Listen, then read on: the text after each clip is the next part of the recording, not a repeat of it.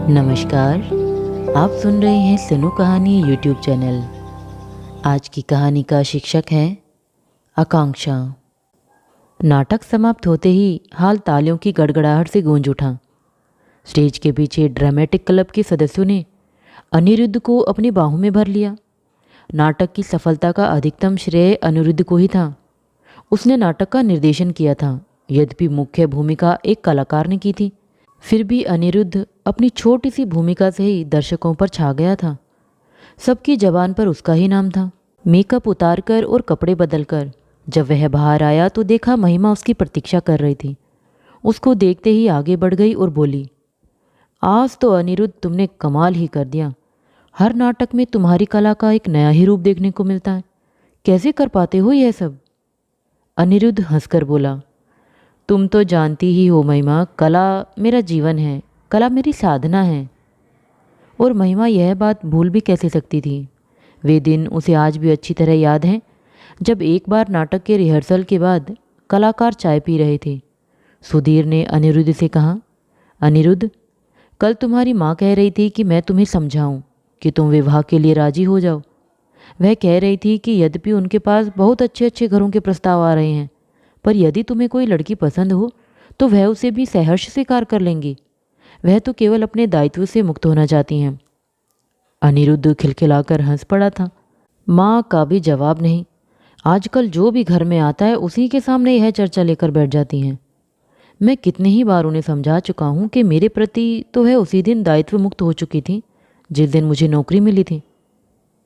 पर यार, तुझे ऐतराज भी क्या है? अच्छी खासी नौकरी है तेरी तो। तुम लोग जानते ही हो कि मेरा पहला प्यार मेरी कला है। दफ्तर से घर आते ही खा पी कर क्लब चला जाता हूँ।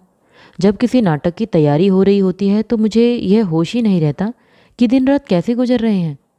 घर पर भी जितना समय रहता हूँ मेरा मस्तिष्क नाटक में ही उलझा रहता है।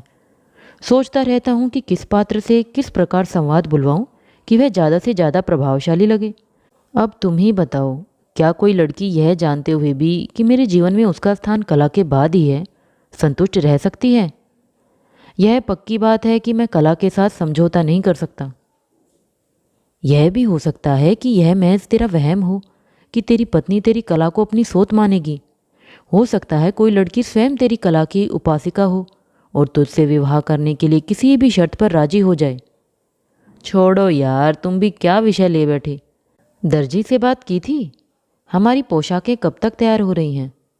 और उसी दिन महिमा ने यह फैसला कर लिया था कि अनिरुद्ध को लेकर अब वह और सपने नहीं संजोएगी। अनिरुद्ध की मित्रता उसे प्राप्त है, यही क्या कम है। वह अपनी भावनाओं पर बलपूर्वक नियंत्रण रखने लगी थी। उसे डर था कि इस बात का जरा सा भी आभास मिलते ही कि वह उसे जीवन साथी के रूप में पाना चाहती है, वह न केवल मित्रता छोड़ बैठेगा बल्कि किसी छूत की बीमारी की तरह उससे बचता फिरेगा। यह विचार मानो महिमा के लिए असहनीय था। महिमा को चुप देखकर अनिरुद्ध बोला, महिमा, तुम्हारी कला भी दिन पर दिन निखरती जा रही है। आज तो दर्शकों को तुमने मुग्ध कर दिया। अनिरुद्ध के मुख से अपनी प्रशंसा सुनकर महिमा गदगद हो उठी। चमकती हुई आंखों से उसकी ओर देखती हुई बोली, धन्यवाद। मुझे प्रसन्नता है कि मैं अपने प्रयास में थोड़ी बहुत सफल रही। इसी प्रकार प्रयत्न करती रहो। मुझे पूरा विश्वास है कि एक दिन तुम शिखर पर पहुंच जाओगी। और हाँ महिमा, तुम्हें यह जानकर प्रसन्नता होगी कि मेरी तरक्की हो गई है। बधाई हो। मिठाई कब खिला रहे हो? कल ही खाओ, मैं दफ्तर से तुम्हें लेने आ जाऊंगा। अगले दिन रेस्तरां में बैठी महिमा उससे कह रही थी, अनिरुद्ध, तुम्हें बड़ी जल्दी तरक्की मिल गई। अभी 1 साल ही तो हुआ है तुम्हें नौकरी शुरू किए। तुम तो जानती हो कि हमारी फर्म के कर्मचारी हर साल एक नाटक प्रस्तुत करते हैं। यह नाटक एक प्रकार से फर्म के प्रचार के लिए ही होता है। मेरे अधिकारी का कहना है कि मेरे निर्देशन में वहाँ के नाटकों का स्तर ऊंचा उठने की काफ़ी संभावना है। बस इसलिए वह मुझे घेरे रखना चाहते हैं। अनिरुद्ध ने मुस्कुराकर कहा, तुम्हारे लिए तो यह अच्छा ही है, नौकरी की नौकरी और शौक भी बना रहेगा। हाँ, पर आजकल विवाह के लिए माँ का आग्रह और भी बढ़ गया है। बहन काजल भी ससुराल से आई हुई है। माँ बेटी मिलकर पीछे पड़ी हैं। लगता है अब इनकार में तर्क देना ज़्यादा मुश्किल होता जाएगा। महिमा का हृदय जोर जोर से धड़कने लगा। कठिनाई से स्वर को संयत कर बोली, माँ और बहनों का तो उत्साह होना स्वाभाविक है। और महिमा ने चाय के प्याले के पीछे अपना मुंह छिपा लिया। अनिरुद्ध कुछ देर चुपचाप महिमा की ओर देखता रहा, फिर कुछ रुककर बोला, महिमा, एक बात कहूँ, तुम बुरा तो नहीं मानोगी? अनिरुद्ध को यूं झिझकते महिमा ने पहली बार देखा था। कुछ आश्चर्य भी हुआ था। मुस्कुरा कर बोली, बिना सुने कैसे वादा कर सकती हूँ? हाँ, इतना कह सकती हूँ कि बिना किसी कारण बुरा मानने से तो रही। महिमा, मैं तुम्हें अच्छी तरह जानता हूँ, तुम भी मुझे अच्छी तरह समझती हो। हम दोनों के शौक भी एक जैसे हैं। मैं सोच रहा था कि यदि तुम मुझसे विवाह करने की स्वीकृति दे दो तो। महिमा के हृदय की धड़कन और भी तीव्र हो गई, गालों से गर्दन तक लाल हो गई। बोली, तुम्हें विश्वास है कि मुझ में तुम्हें अपनी इच्छा के अनुरूप जीवन संगनी मिल जाएगी? यानी जब तुम दिन भर दफ्तर में रहने के बाद भी अपनी अधिकतर शामें नाटकों के रिहर्सल आदि में बिताओगे तो मैं अन्य लड़कियों की तरह उलाहना नहीं दूंगी। पति पत्नी के बीच प्रेम जैसी कोई चीज़ भी होती है, यह बात शायद तुम जानते ही नहीं। अनिरुद्ध अप्रतिभ हो गया। माथे से पसीना पोंछते हुए बोला, क्षमा करना महिमा, मैंने तुम्हें नाराज़ कर दिया।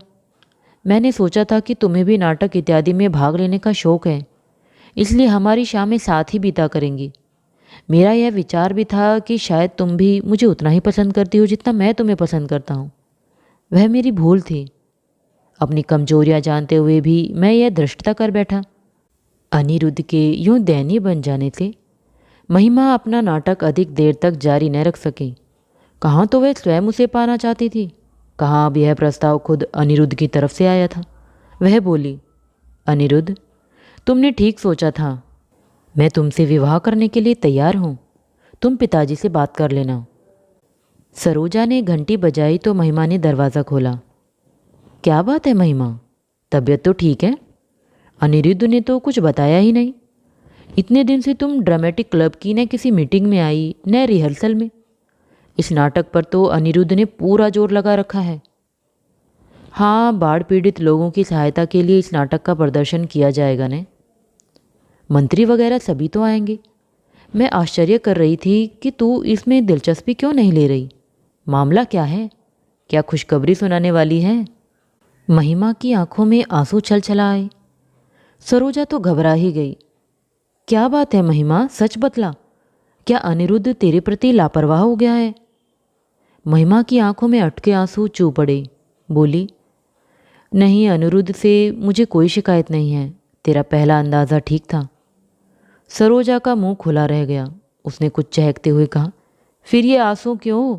ये तो प्रसन्न होने की बात है। यही तो तू नहीं समझती। अनिरुद्ध विवाह ही नहीं करना चाहते थे, क्योंकि वह अपनी रुचियों को गृहस्थी के बंधनों पर बलि नहीं चढ़ाना चाहते थे। अपनी माँ का मन रखने के लिए और यह जानकर कि मैं उन पर किसी प्रकार की रोक टोक नहीं रखूँगी, उन्होंने मुझसे विवाह किया था। मैंने भी उनकी आशाओं को पूरा करने का भरसक प्रयत्न किया। इच्छा न होते हुए भी मैंने हर छोटी बड़ी भूमिका की जो अपने नाटकों में इन्होंने मुझे दी। अब मैं किस प्रकार निभा सकूंगी, कुछ समझ में नहीं आता। अभी कुछ दिन हुए रंजन यहाँ आया था। इनसे मजाक कर रहा था कि विवाह के 2 वर्ष बाद भी हम दो के दो क्यों हैं। इन्होंने जवाब दिया कि अभी परिवार बढ़ाने की स्थिति में नहीं है, क्योंकि इनकी बहुत दिन से इच्छा है कि मुझसे शकुंतला की भूमिका अभिनीत कराएं। इसके अतिरिक्त और भी बहुत सी आकांक्षाएं हैं। जब वे पूरी हो जाएंगी तब इस बारे में सोचेंगे। अब मैं यही सोचकर चिंतित हूँ कि न जाने इन पर क्या प्रतिक्रिया हो। तो क्या अनिरुद्ध को तूने अभी तक कुछ बताया नहीं? सरोजा के स्वर में आश्चर्य था। नहीं, बताने का साहस ही नहीं जुटा पाई हूँ। पगली है, कितने दिन छिपा सकेगी? तेरी यह सूरत देखकर उसे संदेह न होगा। जब तक यह नाटक चल रहा है इनका और किसी ओर ध्यान नहीं जाएगा, और न ही इन दिनों यह नाटक के अतिरिक्त और कुछ सोच पाने की स्थिति में है। अनिरुद्ध दफ्तर से आया तो महिमा ने उसकी ओर एक पत्र बढ़ा दिया। कहाँ से आया है? किसका पत्र है? मालूम नहीं, मैंने खोला नहीं। फिर कुछ मुस्कुराकर बोली, मैंने यही सोचकर नहीं खोला कि क्या मालूम आपकी किसी दीवानी प्रशंसिका का हो। अनिरुद्ध जोर से हंस पड़ा। अरे अब कौन पूछता है, सबको मालूम है कि मैं विवाहित हूँ। सच महिमा, कई बार बड़ी झुंझलाहट होती है। जब से यह शादीशुदा वाला ठप्पा लगा है ना, लड़कियां मेरे साथ अपने को बिल्कुल सुरक्षित समझती हैं। ओह, इसका मतलब यह है कि शादी के बाद तुम्हारा आकर्षण कम हो गया। पर अब तक अनिरुद्ध पत्र खोल चुका था। पढ़ते ही उछल पड़ा। महिमा को बाहों में उठाने का असफल प्रयास करता हुआ बोला, कमाल हो गया महिमा, यह पत्र मुंबई से आया है। हमसे यही नाटक वहाँ खेलने का अनुरोध किया गया है। ओह, महिमा का चेहरा रंगीन हो गया था। अरे, लगता है तुम्हें खास खुशी नहीं हुई। फिर तो आपको मुंबई जाना पड़ेगा, महिमा ने उसकी बात अनसुनी करते हुए कहा। तो क्या हुआ, तुम भी चलना। कुछ दिनों से मैं देख रहा हूँ तुम्हारा मुंह उतरा उतरा लगता है। शायद नई जगह जाने से कुछ लाभ हो। महिमा को ये उत्तर न देकर गुसल खाने की ओर भागी। अनिरुद्ध उसके पीछे पीछे आया। महिमा बिल्कुल निढाल सी हो गई थी।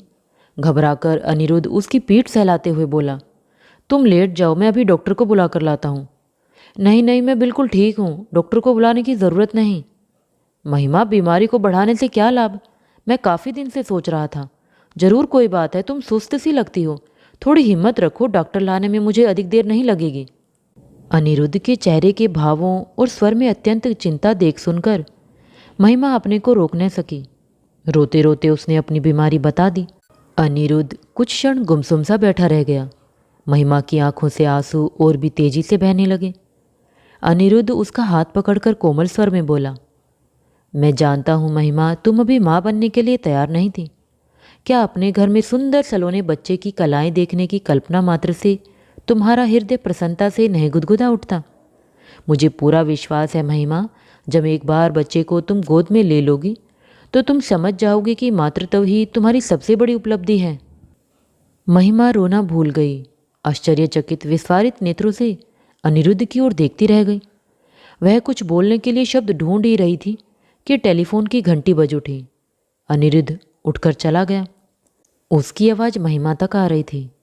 हेलो, ओ सुधीर, हाँ मेरे पास भी आज ही पत्र आया है, पर मेरा तो जाना मुश्किल है। महिमा की तबीयत ठीक नहीं है। नहीं नहीं, यह बीमारी आजकल में ठीक होने वाली नहीं है।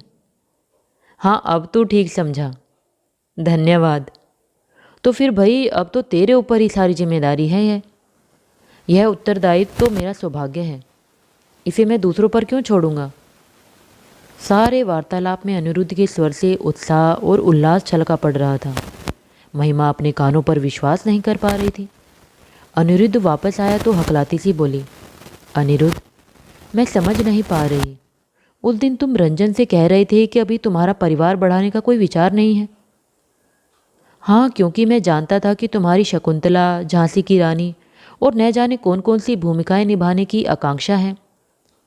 एकाएक महिमा खिलखिलाकर हंस पड़ी।